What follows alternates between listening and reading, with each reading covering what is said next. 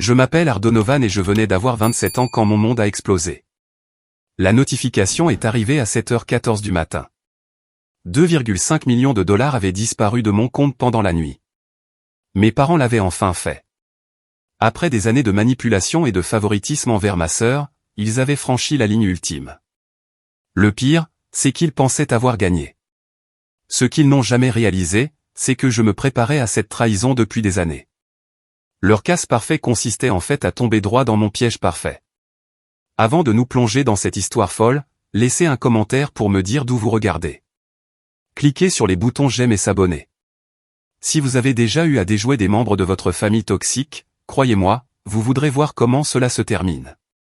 Ayant grandi à Brooklyn, juste à l'extérieur de Boston, mon enfance avait l'air parfaite de l'extérieur. Notre maison de style colonial dans un quartier chic, un garage pour 2 voitures et des voyages d'été annuels à Cape Cod créaient l'illusion de la famille américaine idéale. Mon père, Gérald, était un banquier d'affaires prospère qui ne laissait jamais personne oublier son pédigré de l'Ivy League. Ma mère, Patricia, travaillait comme agent immobilier pour des propriétés de luxe, maintenant son apparence soignée et ses relations sociales avec une précision militaire. Puis il y avait ma sœur Sarah, de 3 ans ma cadette et traitée comme une princesse dès le premier jour. Cheveux dorés, charismatique et populaire sans effort, Sarah a maîtrisé l'art d'enrouler nos parents autour de son petit doigt avant même de pouvoir parler en phrases complètes. Je me souviens encore de mon 10e anniversaire, lorsque mes parents ont oublié de venir me chercher à l'entraînement de football parce que Sarah avait un petit récital de ballet. J'ai marché 3 kilomètres sous la pluie pour rentrer à la maison et découvrir qu'ils avaient déjà mangé mon gâteau d'anniversaire sans moi. On t'a gardé une part, a dit ma mère nonchalamment, levant à peine les yeux de l'aide qu'elle apportait à Sarah pour ses devoirs. Sarah avait besoin d'énergie après sa performance, a ajouté mon père. Ne sois pas égoïste, Ar. Ta sœur travaille dur. C'est devenu le thème récurrent de mon enfance. Ar, sois raisonnable.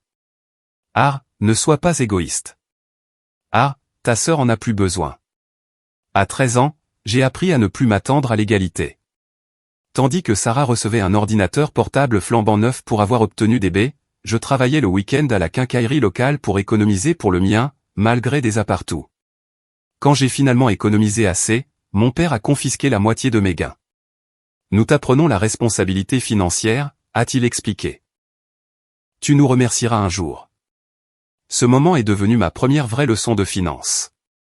Ne leur faites jamais savoir ce que vous avez. J'ai commencé à cacher de l'argent dans des livres évidés et dans la doublure de mes bottes d'hiver. J'ai ouvert un compte bancaire secret avec l'aide du père de mon meilleur ami à l'âge de 16 ans. De petits actes d'indépendance financière qui deviendraient finalement mon salut. Le lycée a continué sur le même schéma. Quand Sarah a accidenté la voiture de mon père, ils lui en ont acheté une nouvelle pour l'aider à reprendre confiance. Quand j'ai eu besoin d'argent pour un voyage scolaire, on m'a dit de travailler plus dur et d'apprécier la valeur d'$1. L'iniquité était flagrante, mais chaque fois que je la mentionnais, le gaslighting commençait. Tu imagines des choses, disait ma mère. Nous vous aimons tous les deux de la même manière. L'approche de mon père était plus directe. Arrête d'être si sensible. Cette mentalité de victime ne te mènera nulle part dans la vie. Le vrai point de rupture est survenu pendant ma dernière année de lycée. J'avais été accepté au MIT avec une bourse partielle, l'école de mes rêves. Au lieu de célébrer, mes parents semblaient agacés. Nous devrions vraiment économiser pour les études de Sarah, a dit mon père au dîner. Elle pourrait ne pas obtenir de bourse comme toi. Le lendemain, j'ai découvert qu'ils avaient emprunté les $5000 que j'avais économisés pour les frais de scolarité dans le tiroir de ma commode. Confronté, les yeux de ma mère sont devenus froids.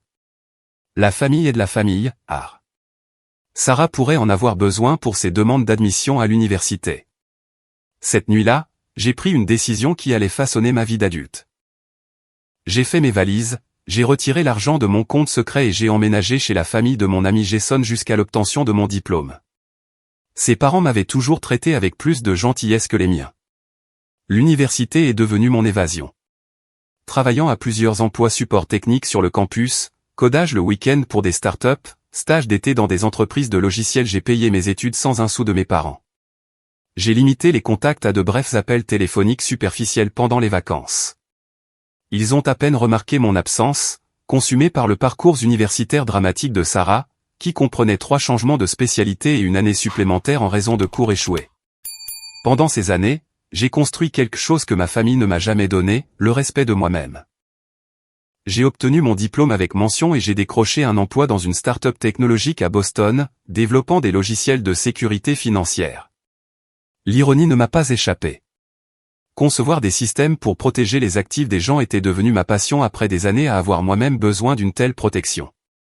À 24 ans, j'avais atteint le statut de développeur senior, gagnant un salaire substantiel plus des actions. Je vivais frugalement dans un appartement modeste, investissant de manière agressive dans les actions technologiques, la crypto-monnaie et l'immobilier. Chaque mouvement financier était calculé, chaque actif soigneusement documenté et sécurisé. Pendant ce temps, Sarah passait d'un emploi à l'autre, d'un appartement à l'autre et d'une relation à l'autre, constamment renflouée par ses parents. Ils ont réhypothéqué leur maison pour couvrir sa tentative ratée de créer une boutique. Ils ont payé ses dettes de carte de crédit 3 fois. Ils ont financé son voyage, pour se retrouver, en Europe après un autre licenciement. Mon succès aurait dû être la fin de notre histoire. Moi construisant une vie séparée de leur toxicité. Mais à mesure que ma valeur nette augmentait, j'ai remarqué un schéma inquiétant. Mes parents ont soudainement voulu renouer le contact. Les invitations à dîner sont devenues fréquentes. Les questions sur mes investissements sont devenues spécifiques. Les mentions désinvoltes de la loyauté familiale se sont intensifiées. Le sang est plus épais que l'eau, m'a rappelé mon père lors d'un dîner inconfortable. La famille passe toujours en premier à la fin, j'ai hoché la tête et j'ai souri, mais à l'intérieur, les sonnettes d'alarme sonnaient. Les prédateurs qui m'avaient appris à me protéger tournaient à nouveau en rond. À mon 25e anniversaire, ma carrière s'était accélérée au-delà même de mes attentes ambitieuses. Notre start-up, SecureVault, a attiré une attention majeure après avoir développé un algorithme de cryptage innovant que plusieurs institutions bancaires ont adopté. Lorsqu'un géant de la technologie nous a acquis pour 75 millions de dollars, ma part d'action s'est transformée du jour au lendemain de prometteuse à changeant la vie. J'ai réinvesti la plupart de mes gains, diversifiant mes avoirs dans les actions technologiques, l'immobilier et plusieurs startups prometteuses où j'ai servi d'investisseur providentiel. En travaillant avec un conseiller financier fiduciaire, quelqu'un légalement obligé d'agir dans mon meilleur intérêt, j'ai construit un portefeuille conçu pour une croissance et une sécurité à long terme. Mon modeste appartement et ma voiture de 6 ans sont restés inchangés. Les signes extérieurs de richesse étaient des passifs que j'ai choisi d'éviter. En 18 mois, une gestion prudente et plusieurs investissements stratégiques ont poussé ma valeur nette au-delà de la barre des 2 millions de dollars. 6 mois plus tard, elle a dépassé les 2,5 millions. Pour quelqu'un élevé en croyant qu'il devait justifier son existence, la sécurité financière semblait surréaliste. J'ai gardé cette information privée, ou du moins c'est ce que je pensais. Le premier signe de problème est venu lorsque ma mère a appelé, sa voix inhabituellement chaleureuse. « Ah, chérie, ton père et moi pensions à la planification financière familiale. Tu sais, les testaments, les fiducies, ce genre de choses. On devrait vraiment s'asseoir avec nos avocats ensemble. » J'ai poliment décliné. 2 jours plus tard, mon père a envoyé par email des liens vers plusieurs opportunités d'investissement que la famille devrait explorer ensemble. Quand je n'ai pas répondu, Sarah a appelé en larmes à propos de sa dernière crise financière, un avis d'expulsion et des cartes de crédit au maximum. Maman et papa ont dit que tu pouvais aider, a-t-elle reniflé. Ils ont dit que tu avais de l'argent maintenant. C'est là que j'ai réalisé qu'ils savaient. D'une manière ou d'une autre, ils avaient obtenu des informations sur mes finances. La question était de savoir comment. J'ai commencé à enquêter. J'ai changé tous les mots de passe, examiné les historiques de connexion, installé un logiciel de surveillance sur mes comptes. Ce que j'ai découvert m'a glacé le sang. De multiples tentatives de connexion à mes comptes d'investissement depuis des appareils inconnus. Une redirection de courrier que je n'avais pas autorisée. Des vérifications de crédit que je n'avais jamais initiées. Le schéma pointait vers une seule conclusion, ma famille tentait systématiquement d'accéder à mes informations financières. La confirmation finale est venue lors d'une visite obligatoire à la maison de mes parents, lorsque je me suis excusé pour aller aux toilettes et que j'ai remarqué le tiroir du bureau de mon père partiellement ouvert. À l'intérieur se trouvait un dossier avec mon nom dessus, contenant des relevés imprimés d'un de mes comptes d'investissement. En retournant au salon, j'ai ressenti un calme étrange remplacer mon choc initial. Mon père a levé les yeux, souriant d'un air bienveillant, ignorant que j'avais vu derrière le masque. Tout va bien, fiston? Tout va bien, ai-je répondu, formulant déjà un plan. Juste parfait, cette nuit-là, j'ai appelé Jason, mon plus vieil ami, qui était devenu avocat d'affaires. Lors d'un dîner dans un restaurant loin de toute relation familiale, j'ai tout exposé. Ils vont bientôt faire un mouvement, a dit Jason en repoussant son assiette. D'après ce que tu décris, ils préparent quelque chose d'important. Probablement en attendant le bon moment où ils pourront accéder à une part suffisante de tes actifs. Mon anniversaire arrive, ai-je dit, la prise de conscience se faisant jour. Ils insistent pour organiser un dîner chez eux, devenant très insistant à ce sujet, Jason a hoché la tête d'un air sombre. Timing parfait pour eux. Une réunion de famille où ils pourraient te manipuler, peut-être te faire signer quelque chose ou accéder à tes appareils. Que ferais-tu, ai-je demandé. Sa réponse a été immédiate. Protège-toi légalement d'abord et avant tout. Ensuite, décide si tu veux couper complètement les ponts ou, il a fait une pause, une lueur dans ses yeux, point ou tendre un piège qui garantira qu'ils n'essaieront plus jamais. Le lendemain matin, j'ai commencé à mettre en œuvre une stratégie de défense à plusieurs niveaux. D'abord, rencontrer une spécialiste de la sécurité financière de premier plan qui m'a aidé à créer un système élaboré de protection autour de mes actifs réels. Nous déplacerons 95% de vos avoirs dans des structures sécurisées, a-t-elle expliqué. Des fiducies, des sociétés et des comptes protégés qui nécessitent plusieurs facteurs d'authentification et une vérification en personne pour tout transfert important. Deuxièmement, rencontrer un expert comptable judiciaire qui a documenté chaque tentative non autorisée d'accès à mes finances, créant un enregistrement horodaté d'une activité criminelle potentielle. Troisièmement, rencontrer une équipe juridique spécialisée dans les crimes financiers et le droit de la famille. Ils ont préparé des documents pour divers scénarios, y compris des ordonnances de ne pas faire et des accusations criminelles si nécessaire. Enfin, le piège lui-même. Nous avons créé un compte leur contenant exactement 2,5 millions de dollars, de l'argent qui semblait accessible, mais qui était configuré avec des capacités de surveillance et d'enregistrement spéciales. Tout accès serait entièrement documenté, créant une preuve irréfutable de vol. L'argent lui-même était assuré contre le vol par une police spécialisée, garantissant que je pourrais récupérer les fonds tout en portant plainte. Pendant ce temps, la situation financière de Sarah devenait de plus en plus désespérée. Sa dernière entreprise de coaching d'influence en ligne s'est effondrée en quelques mois. Les ressources de mes parents s'amenuisaient après des années à la renflouer. Leur maison, autrefois leur principal atout, était maintenant grevée de plusieurs prêts. Leur compte de retraite avait été partiellement liquidé. Ta sœur traverse une période difficile, a mentionné ma mère lors d'un de ses appels de plus en plus fréquents. Elle a un tel potentiel, mais le monde ne comprend pas les esprits créatifs comme elle.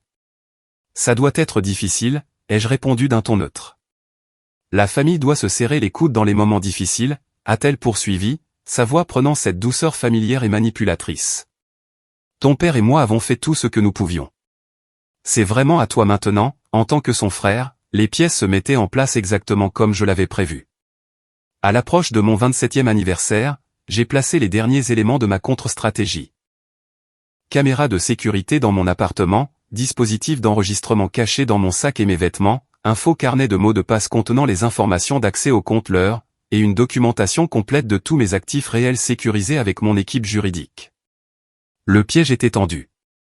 Il ne restait plus qu'à voir s'il mordrait à l'hameçon. À 2 semaines de mon anniversaire, j'ai intensifié mes préparatifs. Le compte leur devait être assez convaincant pour tromper mon père, financièrement avisé, sans éveiller les soupçons. En collaboration avec ma conseillère financière, nous avons construit une empreinte numérique élaborée pour ce compte, des dépôts réguliers de mon salaire, des retraits occasionnels pour des dépenses normales, et un schéma d'investissement similaire à mon portefeuille réel. Il doit ressembler à mon épargne principale, ai-je expliqué lors d'une réunion sécurisée à son bureau. Ils doivent croire que c'est là que j'ai accumulé ma fortune. Elle a hoché la tête, comprenant parfaitement. Nous créerons des relevés d'aspect authentiques et nous assurerons que le portail en ligne semble standard. Mais n'oubliez pas, c'est essentiellement la mise en place d'un pot de miel. Il y a des implications légales. Cela m'a conduit à ma prochaine réunion cruciale avec Jason et son associé juridique, spécialisé dans les crimes financiers. Ce que nous établissons, c'est un environnement contrôlé pour documenter une tentative de vol, a expliqué Jason alors que son associé prenait des notes détaillées. La clé, c'est que vous n'incitez ni n'encouragez une activité illégale. Vous créez simplement une situation où une telle activité, si elle est déjà planifiée, peut être documentée. L'associé juridique, une femme redoutable nommée Eleanor, a ajouté « Nous devrons être extrêmement prudents dans l'exécution. L'objectif est la protection et la collecte de preuves, pas le piège au sens juridique. » Ensemble, nous avons rédigé des déclarations sous serment documentant mes préoccupations, les tentatives d'accès non autorisées déjà détectées, et mon intention protectrice en créant le système LEUR. Tout a été notarié et classé en toute sécurité, établissant un registre clair de mes actions et de mes motivations. Les aspects techniques ont suivi. Un expert en cybersécurité a installé un logiciel de surveillance spécialisé sur le compte LEUR qui enregistrerait chaque frappe, capture d'écran et action effectuée en cas d'accès. Mon appartement a reçu des caméras discrètes couvrant toutes les entrées et mon bureau à domicile. Mon ordinateur a été sécurisé avec une fausse vulnérabilité qui permettrait l'accès à certains fichiers tout en enregistrant l'intrusion. L'aspect le plus difficile a été de créer le carnet de mots de passe, l'appât qui les mènerait au compte LEUR.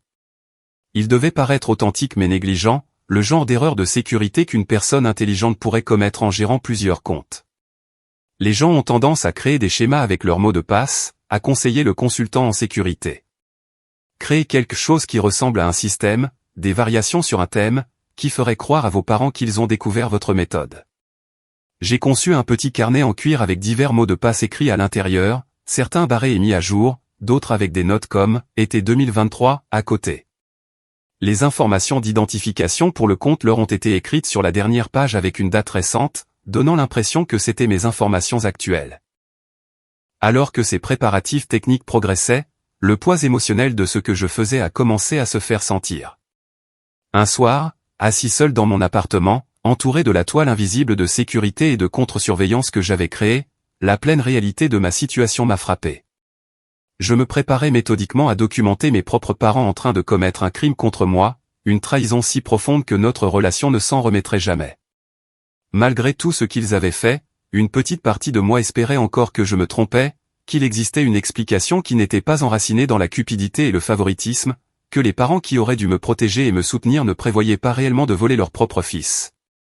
J'ai appelé le docteur Abrams, le thérapeute que je voyais depuis le début de la vingtaine, et j'ai programmé une séance d'urgence. Ce que vous décrivez, c'est essentiellement un deuil, a-t-elle dit après que j'ai expliqué la situation. Vous faites le deuil des parents que vous méritiez mais que vous n'avez jamais eus, tout en vous préparant à affronter qui ils sont réellement. Est-ce mal, ai-je demandé. Tendre ce piège au lieu de simplement couper les ponts. Elle a réfléchi attentivement avant de répondre. C'est une question profondément personnelle. Mais je dirais ceci, vous avez passé votre vie à être manipulé et gaslighté par les personnes qui auraient dû être les plus dignes de confiance. Établir une vérité irréfutable pourrait être nécessaire pour votre processus de guérison. Assurez-vous simplement d'être prêt à toutes les issues possibles. L'invitation au dîner d'anniversaire est arrivée par une carte étonnamment formelle de ma mère. La note soigneusement manuscrite soulignait la « réunion de famille » et les « discussions importantes sur notre avenir ». Mon père a appelé le lendemain, insistant pour que je vienne seul. Pas d'amis ou de collègues, juste la famille, a-t-il souligné. Certaines choses doivent rester privées. J'ai accepté avec un enthousiasme étudié, mettant en marche la phase finale. 3 jours avant mon anniversaire, j'ai rendu visite à ma banque et à mes sociétés d'investissement en personne, les alertant d'une activité frauduleuse potentielle et m'assurant que mes vrais comptes avaient des protocoles de sécurité maximum en place. La veille du dîner, j'ai préparé mon sac, ordinateur portable avec surveillance de sécurité activée, le carnet de mots de passe placé dans une poche accessible mais pas évidente, et des dispositifs d'enregistrement déguisés en objets ordinaires. Jason a appelé pour prendre des nouvelles. Tout est prêt? Aussi prêt que je ne le serai jamais, ai-je répondu. Souviens-toi, tu ne fais rien de mal ici, m'a-t-il rassuré. Tu te protèges de gens qui ont prouvé qu'on ne peut pas leur faire confiance. Quoi qu'il arrive demain, ce n'est pas de ta faute. C'est la conséquence de leur choix.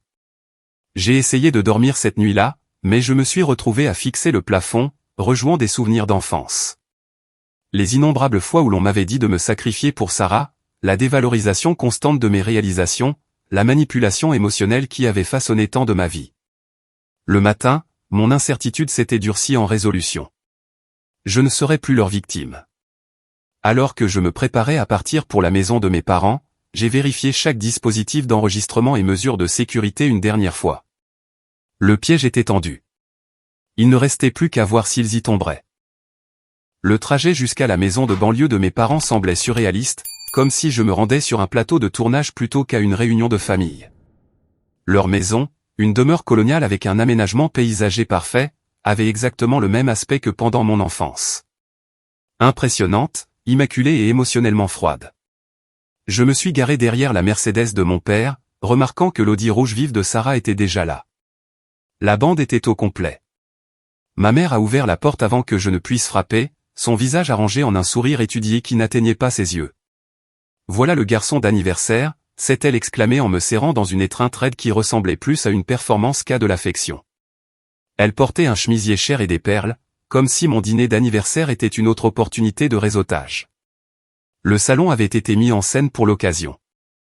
Une bannière, « Joyeux anniversaire », était suspendue au-dessus de la cheminée, semblant étrangement déplacée dans le décor formel. Mon père se tenait près de son bar, versant déjà du scotch dans des verres en cristal. Ah, a-t-il claironné avec une chaleur inhabituelle. 27 ans. Presque un vrai adulte. Le compliment à double tranchant était typique, minimisant mon âge adulte malgré mon succès professionnel. Sarah était affalée sur le canapé, faisant défiler son téléphone. Elle a levé les yeux brièvement, offrant un « joyeux anniversaire », distrait avant de retourner à son écran. Elle avait l'air chère mais fatiguée, des vêtements de créateur contrastant avec les cernes sous ses yeux. « Pose ton sac n'importe où », m'a dirigé ma mère en montrant une table d'appoint près du bureau de mon père. Le dîner est presque prêt. J'ai placé mon sac précisément là où indiqué, visible depuis la salle à manger mais accessible depuis le bureau. Le carnet de mots de passe était positionné de manière à ce que son bord dépasse légèrement de la poche extérieure. J'ai transporté mon ordinateur portable dans le salon, le posant sur la table basse avant de m'excuser. « Ça vous dérange si je me rafraîchis avant le dîner ?» ai-je demandé nonchalamment. « Tu sais où est la salle de bain ?» a répondu mon père en me tendant un verre que je n'avais aucune intention de consommer. Dans la salle de bain, j'ai vérifié l'application de surveillance sur mon téléphone. Tous les systèmes actifs. Caméra fonctionnelle. Dispositif d'enregistrement en ligne. J'ai pris une profonde inspiration, étudiant mon reflet dans le miroir. J'avais l'air calme, mais mon cœur battait à tout rompre contre mes côtes. Cette performance exigeait une exécution parfaite. En retournant au salon, j'ai remarqué que mon sac avait été légèrement déplacé. L'application a confirmé un mouvement dans le bureau pendant mon absence, comme prévu. Mon père avait l'air légèrement rouge, ses yeux évitant les miens alors qu'il devenait soudainement très intéressé par la discussion de la météo. Le dîner s'est déroulé avec une lenteur exaspérante. Ma mère avait préparé mes plats d'enfance préférés dans une tentative transparente de manipulation nostalgique. La conversation est restée superficielle, potin de quartier, équipe sportive, des sujets sur qui ne nécessitaient pas de véritable connexion. Finalement, au moment du dessert, ils ont fait leur mouvement. Ah, a commencé mon père en faisant tourner son scotch. On voulait te parler de quelque chose d'important. Tu t'es bien débrouillé, mieux que ce qu'on attendait, honnêtement. Ma mère a hoché la tête de manière encourageante. On est si fiers de la façon dont tu as construit ta carrière, surtout de tes récents gains de l'acquisition de l'entreprise. La précision de ces connaissances des informations que je n'avais jamais partagées avec eux a confirmé mes soupçons sur la manière dont ils avaient minutieusement enquêté sur mes finances. Merci, ai-je répondu d'un ton neutre en prenant une petite bouchée de gâteau d'anniversaire. Le fait est, a poursuivi mon père en se penchant en avant, que la famille doit se soutenir. Sarah a eu quelques revers récemment. Sur un signal, Sarah a levé les yeux avec une vulnérabilité étudiée. Mon associé m'a arnaqué, il m'a laissé avec toutes les dettes de notre entreprise. Ma mère a pris sa main de manière solidaire. Ta sœur a un esprit si créatif, mais ses vautours des affaires profitent de sa gentillesse. La performance synchronisée était impressionnante. Ils avaient clairement répété cette approche. On a réfléchi, a insisté mon père, qu'avec ton expertise financière et ta situation actuelle, tu es dans une position unique pour aider à assurer l'avenir de la famille. Que aviez-vous exactement en tête, ai-je demandé en maintenant mon expression neutre. Juste un fonds d'investissement familial, a-t-il dit doucement. On met nos ressources en commun, principalement tes actifs actuels, et je les gère au profit de tous. Ta mère et moi vieillissons. Sarah a besoin de stabilité, et toi, eh bien, tu te débrouilles bien tout seul. L'audace était à couper le souffle. Ils n'essayaient même pas de cacher leur plan de réquisitionner mon argent pour Sarah. Je devrais réfléchir à quelque chose comme ça, ai-je répondu avec précaution. Revoir mes investissements actuels.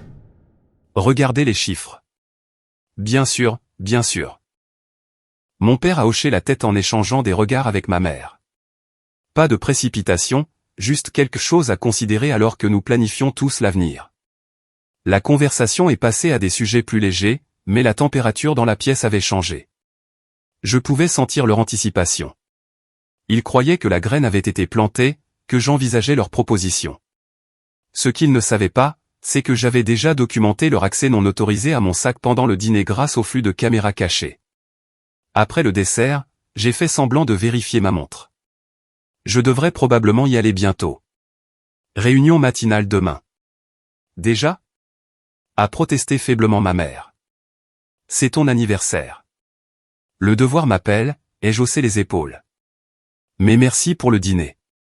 C'était instructif. J'ai rassemblé mes affaires, notant que le carnet de mots de passe avait été remis dans mon sac, légèrement repositionné, examiné et remplacé par des voleurs amateurs qui se croyaient malins. Le piège était amorcé. Il ne me restait plus qu'à attendre. On reparlera bientôt du fonds familial, a appelé mon père alors que je me dirigeais vers ma voiture. Pense à ce qui est vraiment important dans la vie, ah. En rentrant chez moi, j'ai appelé Jason depuis ma ligne sécurisée. Phase interminée. Ils ont mordu à l'hameçon, ont accédé à mon sac exactement comme prévu. Maintenant, on attend. La période d'attente a été plus courte que même je ne l'avais prévu. Le lendemain matin, à 7h14 précise, mon téléphone a explosé d'alertes de sécurité automatisées. Plusieurs systèmes confirmant le même événement, accès aux informations d'identification du compte leur. Transfert de fonds initié. 2,5 millions de dollars, le solde exact, transféré vers un compte offshore hâtivement établi au nom de ma sœur. Le service de lutte contre la fraude de la banque a appelé ensuite, suivant les protocoles que nous avions établis. Oui, ai-je confirmé, c'était un accès non autorisé. Oui, je voulais poursuivre toutes les voies de recours légales disponibles.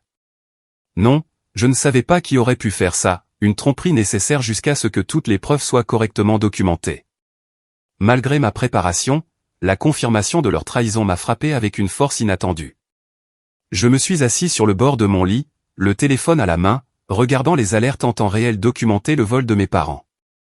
Les détails cliniques, adresse IP, horodatage, numéro de compte ont en quelque sorte rendu la trahison plus profonde. Ce n'était pas une explosion émotionnelle ou une faiblesse momentanée. C'était un vol calculé, prémédité, de leur propre fils. Jason est arrivé dans l'heure, apportant du café et une détermination sombre. Tout s'enregistre exactement comme prévu, a-t-il confirmé, examinant les données entrantes sur son ordinateur portable sécurisé. Les transferts, l'accès au compte, tout. On les tient, j'ai hoché la tête, un vide étrange remplaçant mon anxiété antérieure. Alors, et maintenant ? Maintenant, a-t-il dit en fermant son ordinateur portable, on passe à la phase 2. La confrontation.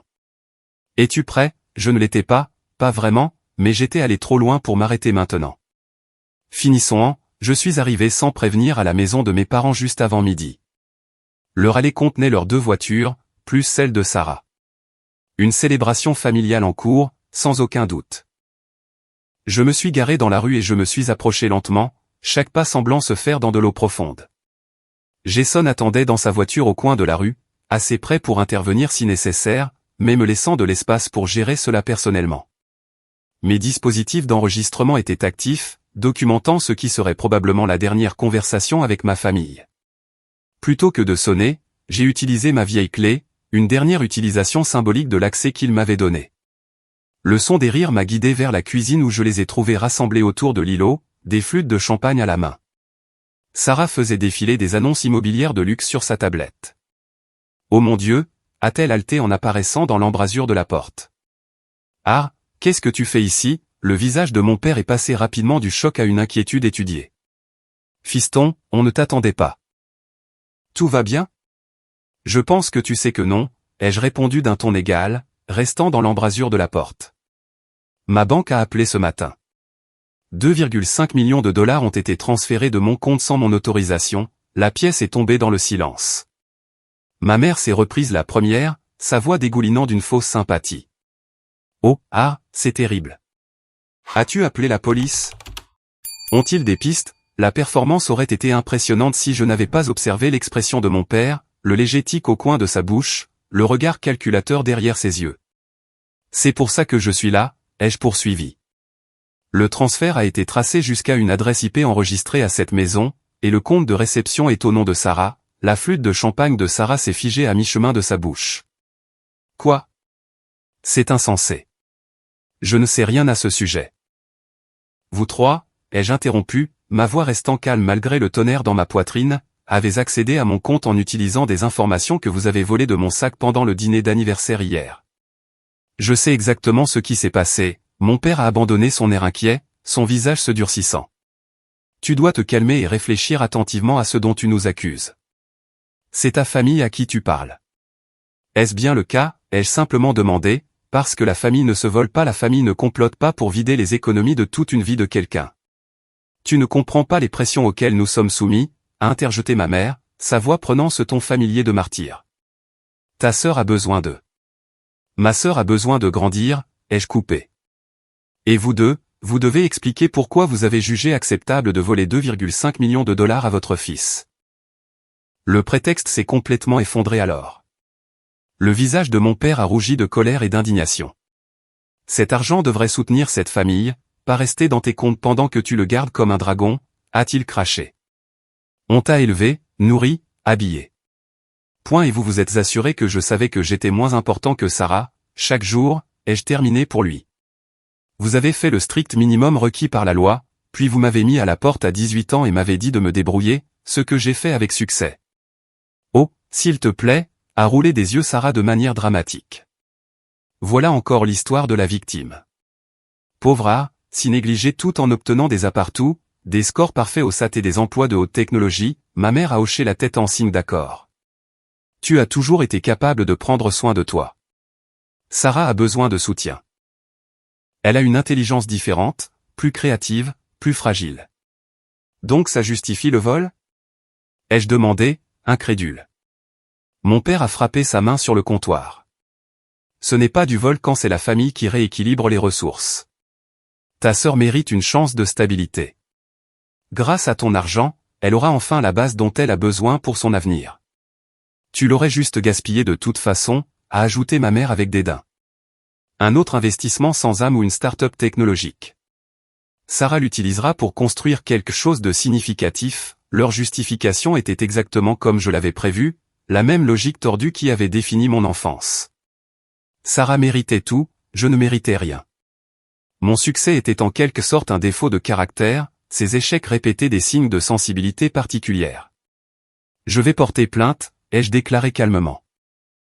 L'accès non autorisé, l'usurpation d'identité, la fraude électronique, tout ça.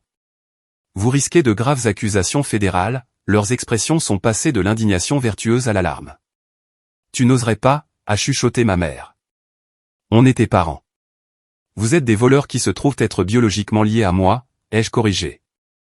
Et oui, j'oserais absolument, le visage de mon père s'est assombri de rage. Si tu poursuis ça, tu n'es plus notre fils. Tu seras mort pour cette famille. Est-ce ce que tu veux? Détruire ta famille pour de l'argent, la question flottait dans l'air entre nous. À ce moment-là, en regardant les trois personnes qui auraient dû m'aimer inconditionnellement, mais qui ne me voyaient que comme une ressource à exploiter, j'ai ressenti un sentiment inattendu de clarté. On ne peut pas détruire ce qui n'a jamais vraiment existé, ai-je répondu doucement. Une vraie famille est bâtie sur l'amour, le respect et la confiance. On n'a jamais eu ça. Si dramatique, a reniflé Sarah. Toujours à tout ramener à tes sentiments, je me suis tourné vers la porte, ne m'arrêtant que pour lancer ma dernière pique. Vous devriez peut-être attendre avant de dépenser cet argent. Les choses ne sont pas tout à fait ce qu'elles semblent être. Sans m'expliquer, je suis sorti, ignorant leurs appels confus derrière moi. Dans la voiture, Jason attendait des nouvelles. Comment ça s'est passé? Exactement comme prévu, ai-je répondu, un calme étrange s'installant sur moi. Ils ont tout avoué. Pas de remords, que de la justification. Ils pensent avoir gagné, Jason a hoché la tête d'un air sombre. Alors il est temps de passer à la phase 3.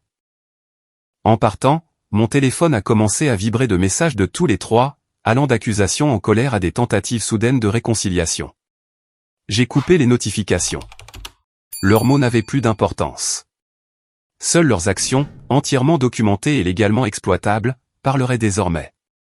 La machine judiciaire s'est mise en marche avec une efficacité impressionnante une fois activée.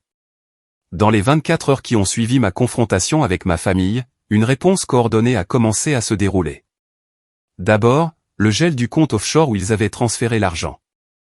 Mon équipe financière avait anticipé ce scénario exact, travaillant avec les autorités bancaires pour établir des protocoles de surveillance.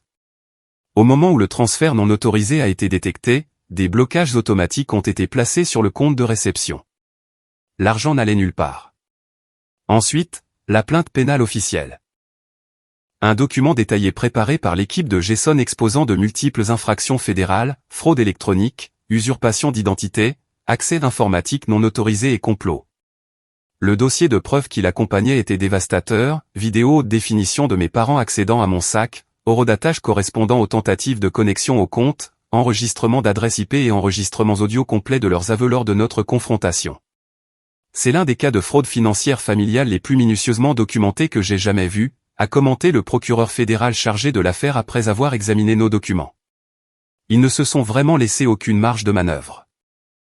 Pendant que l'enquête criminelle se poursuivait, nous avons simultanément intenté des actions civiles, des poursuites pour le montant total plus des dommages-intérêts punitifs, des ordonnances de ne pas faire les empêchant de me contacter et des requêtes pour récupérer les frais de justice. L'approche à plusieurs volets garantissait que même s'ils évitaient d'une manière ou d'une autre les sanctions pénales, les conséquences financières et civiles seraient inéluctables. Les notifications de ces actions ont été livrées à la maison de mes parents un mardi matin, une épaisse pile de documents juridiques qui exposaient en détail les conséquences de leurs actions. Je n'étais pas présent pour la livraison, mais le système de sécurité de leur maison a capturé leur réaction. Ma mère s'effondrant sur une chaise, mon père appelant frénétiquement leur avocat, Sarah hurlant des accusations de trahison familiale sans reconnaître l'ironie. Leur réponse a été rapide et prévisible. D'abord, les messages vocaux en colère. Comment oses-tu faire ça à ta propre famille? La voix de ma mère tremblait d'indignation. Après tout ce qu'on a fait pour toi. Puis les menaces. Tu n'as aucune idée de qui tu as en face de toi, a grogné mon père. J'ai des relations que tu ne peux pas imaginer. Laisse tomber ça maintenant ou tu le regretteras pour toujours. Enfin, alors que la réalité s'installait, les tentatives désespérées de manipulation. Ah, mon chéri, la voix de ma mère artificiellement adoucie. Il y a eu un terrible malentendu.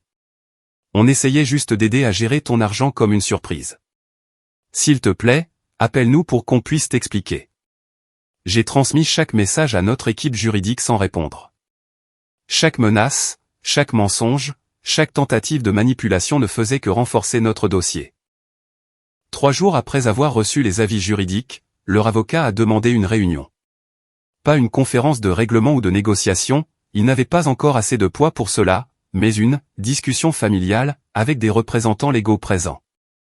J'ai accepté à des conditions spécifiques, lieu neutre, enregistrement complet et toute l'équipe de GSON présente. La réunion a été fixée pour le lundi suivant dans la salle de conférence du cabinet de GSON. Je suis arrivé tôt, passant en revue notre stratégie une dernière fois. Souviens-toi, a conseillé GSON, ils viennent ici en pensant qu'ils ont encore des cartes à jouer. Laisse-les le croire brièvement. Plus ils en diront, plus notre position sera forte.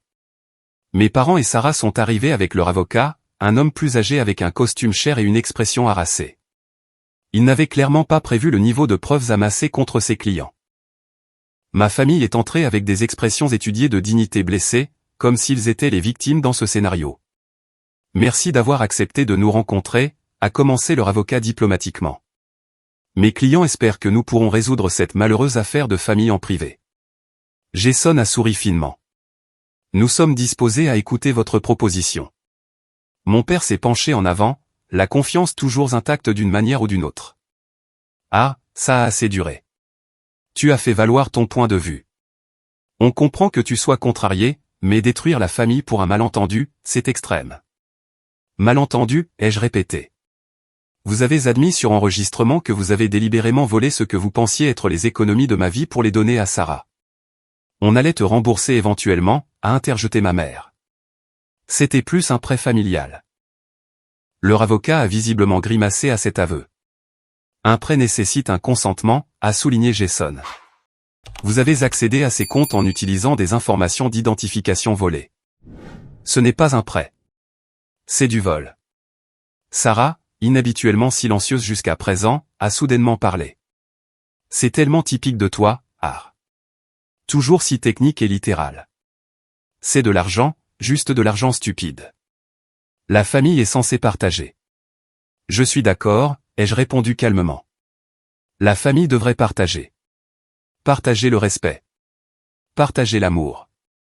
Partager le soutien. Vous n'avez jamais partagé aucune de ces choses avec moi. La façade de confiance de mon père a commencé à se fissurer. Que veux-tu, ah? De l'argent? Très bien. On te rendra les fonds. Est-ce que ça te suffit?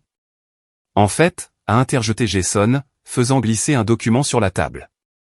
Nous avons bien dépassé le simple remboursement. Ceci expose les conditions minimales que nous sommes prêts à accepter. Leur avocat a pris le document, le parcourant rapidement. Son expression est passée de la neutralité professionnelle à l'alarme. C'est extrêmement punitif, a-t-il réussi à dire. C'est en fait assez clément, a rétorqué Jason. Compte tenu des preuves, nous pourrions poursuivre des peines pénales maximales qui entraîneraient une peine de prison substantielle pour tous les trois. Au lieu de cela, nous offrons une alternative. Mon père a arraché le document, son visage s'assombrissant en le lisant. C'est de l'extorsion. Non, ai-je dit fermement. C'est une conséquence. Pour une fois dans votre vie, vous faites face aux résultats de vos actions. Les conditions étaient strictes mais justes, restitution intégrale des fonds volés, plus une pénalité de 30% pour couvrir les frais de justice et les dommages-intérêts, des aveux de culpabilité signés, des accords juridiquement contraignants de ne plus jamais me contacter, et des excuses publiques reconnaissant ce qu'ils avaient fait.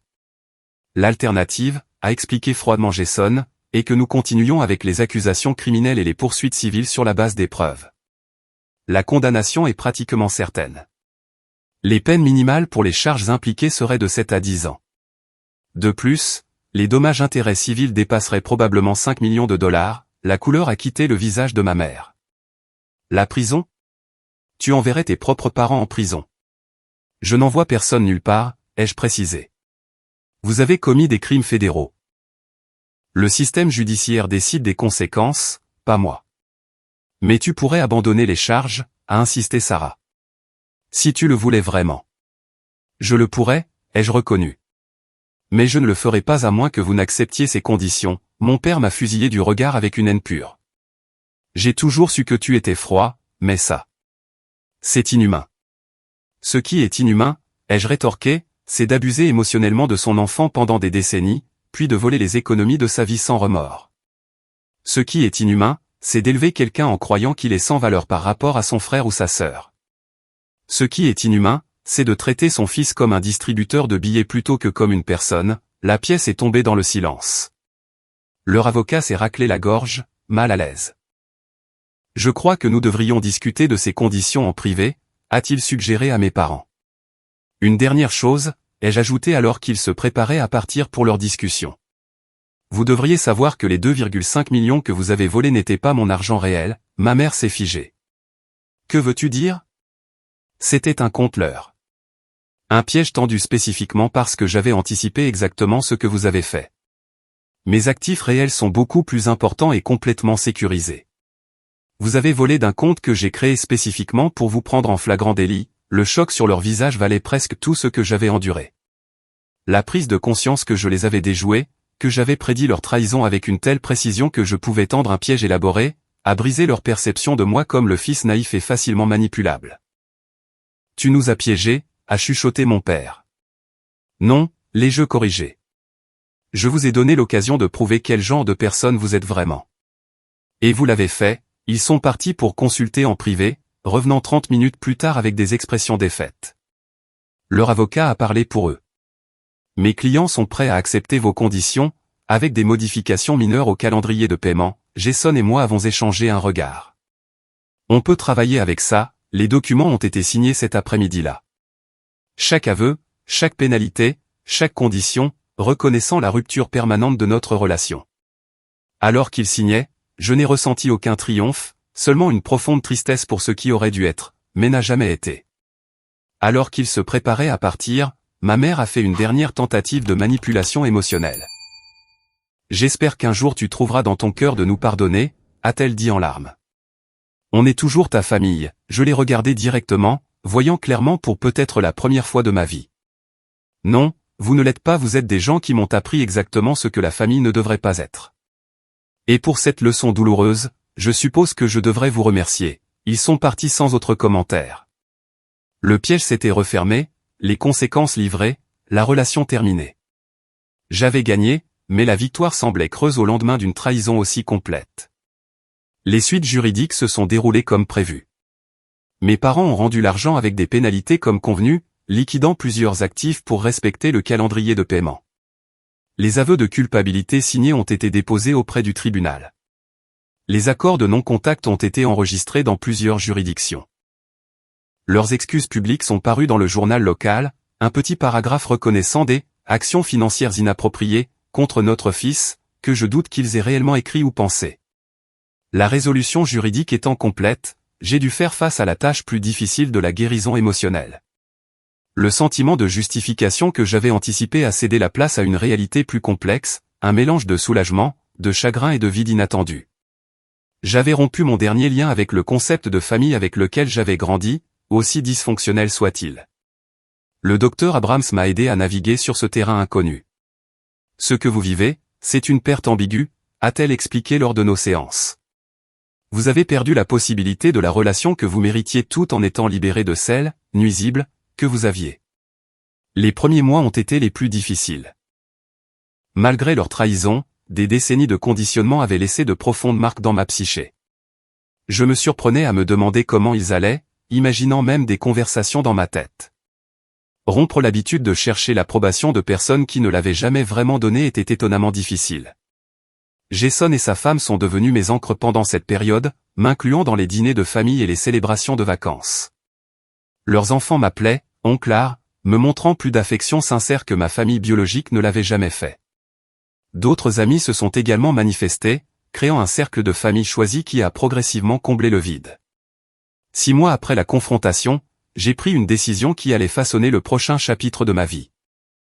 En collaboration avec des conseillers financiers et juridiques, j'ai créé la Fondation Autonomie, une organisation à but non lucratif dédiée à aider les jeunes adultes à échapper à des situations familiales financièrement abusives. La Fondation offrait un logement d'urgence, une aide juridique, une éducation financière et une thérapie pour les personnes dans des situations similaires à la mienne.